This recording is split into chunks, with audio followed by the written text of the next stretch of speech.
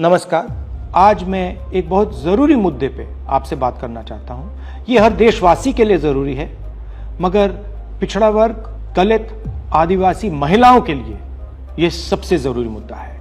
ये आपके भागीदारी के बारे में है। 2023 में पूरे देश ने, सब पार्टियों ने महिला आरक्षण बिल को पूरा समर्थन दिया था। कांग्रेस पार्टी सबसे आगे थी। सालों के लिए हम महिला बिल पास करना चाह रहे थे। अंत में 2023 में हुआ। भारतीय राष्ट्रीय कांग्रेस की तरफ मैं नारी शक्ति बंधन अधिनियम 2023 के समर्थन में खड़ी हुई।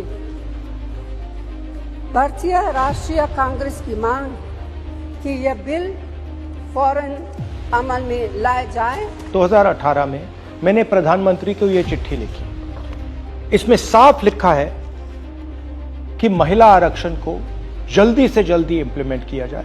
यहां मैंने कहा है कि 2019 में महिला आरक्षण इंप्लीमेंट हो जाना चाहिए। उसके बाद 2023 में मैंने भाषण दिया, पार्लियामेंट हाउस में भाषण दिया, अनेक भाषण दिए, जिसमें मैंने कहा कि महिला आरक्षण देश के लिए जरूरी है और जल्दी से जल्दी इंप्लीमेंट हो जाना चाहिए। In my view, it is quite simple. This bill can be implemented today by giving 33% of the seats in the Lok Sabha and the Vidhan Sabha to India's women. I would like to have seen OBC reservation included in this bill. I think it is very important that a large chunk of India's population, large chunk of India's women should have access to this reservation. And that is missing in this bill. भाई और बहनों, अब बहुत बड़ी बेईमानी की जा रही है। प्रधानमंत्री नहीं चाहते कि कास्ट सेंसस, नए सेंसस, ओबीसी सेंसस के बेसिस पे यह निर्णय लिया जाए। वो चाहते हैं कि 2011 का सेंसस यूज किया जाए, जहां पे पिछड़े वर्ग का नंबर है ही नहीं।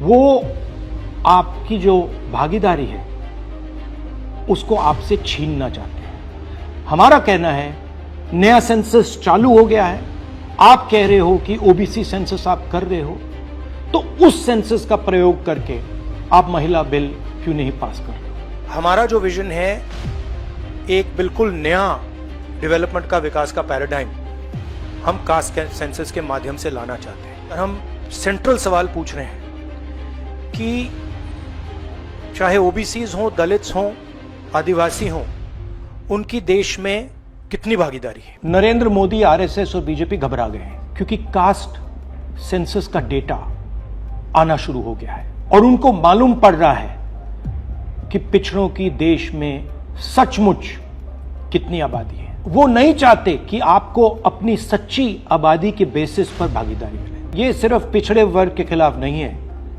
ये एंटी नेशनल एक्टिविटी की जा रही है, क्योंकि पिछड़ा वर्ग 50% है, उसको भागीदारी मिलनी चाहिए और प्रधानमंत्री आपकी भागीदारी आपसे छीन रहे हैं और आपको झूठ बोलने की कोशिश कर रहे हैं। इनका जो प्रपोजल है, इसमें एक और बहुत खतरनाक चीज हो रही है। The government has unveiled a sweeping delimitation bill 2026 proposing a massive expansion of India's parliamentary representation. The strength of the Lok Sabha is set to jump from 545 to a staggering 850 seats. सच्चाई ये है कि अगर जो मोदी जी चाहते हैं हो जाए, तो जो छोटे स्टेट्स हैं, साउथ के स्टेट्स हैं और नॉर्थ ईस्ट के स्टेट्स हैं, उनका रिप्रेजेंटेशन कम हो जाए। उनको भयंकर नुकसान होने वाला है और मैं इसको एंटी नेशनल एक्टिविटी मानता हूं। हमारा जो स्टैंड है वो बिल्कुल क्लियर है।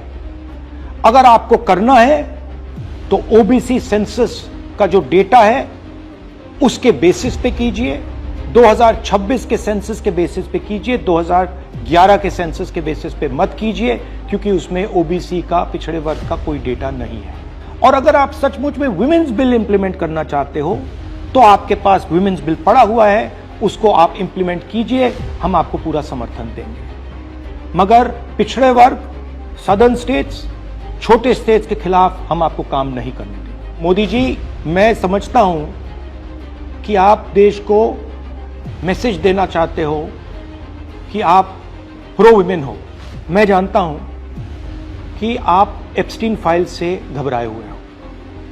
35 लाख फाइलें यूएस में बंद पड़ी हैं, चाबी ट्रंप जी के हाथ में है और आप उससे डरे हो। मगर यह तरीका नहीं। आप चाहते हो कि आपके मुताबिक सीटें बढ़ें, आपके मुताबिक डिलिमिटेशन हो और पिछड़े वर्ग को कुछ ना मिले।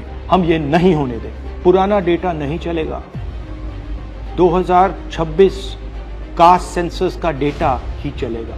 हम आपको पिछड़े वर्ग से चोरी नहीं करने देंगे। हिस्सा चोरी बंद करो।